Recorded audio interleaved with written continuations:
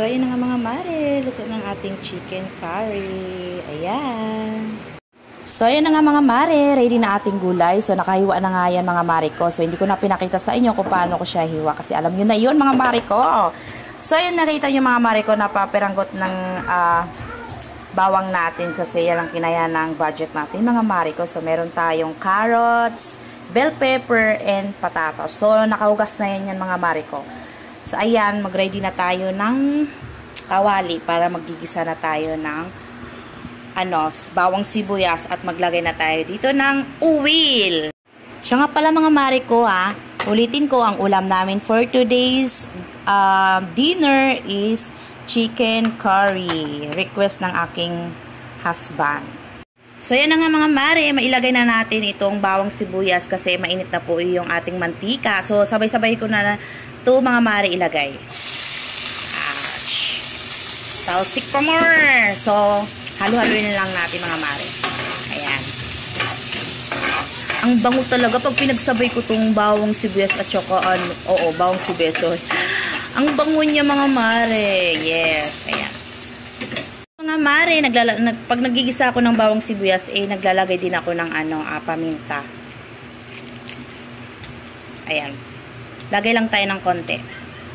So, malapit na maluto ang ating bawang sibuyas. So, isunod na natin itong ating chicken. So, ilagay ko na yung chicken mga mare. Ayan. Sarap. Ang bango talaga. So, nilagay na natin itong carrots. Ayan.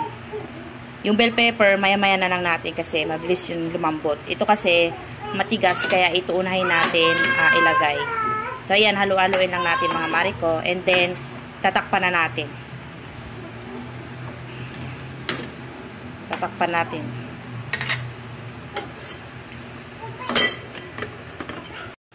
So, ito, maglalagay na tayo ng gata mga mare ko.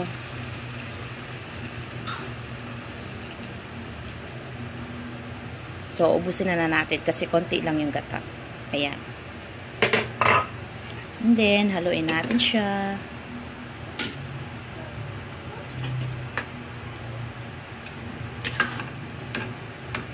So, antay lang natin kumulo and then ilagay na natin itong curry powder. Ayan. So, yun na nga mga mare ko. Nilagay ko na pala yung chicken curry. Nabulol na tuloy ako mga mare ko. Nilagay ko na pala yung curry powder. So, sunod na natin itong bell pepper. Ayan. Malapit na kasi yan maluto mga mare ko. Kaya ilagay na natin itong bell pepper. Ayan. And then, maglalagay na din ako ng pampalasa. Syempre, huwag natin makakalimutan itong magic syrup. Ayan. O, lagay na tayo ng magic syrup.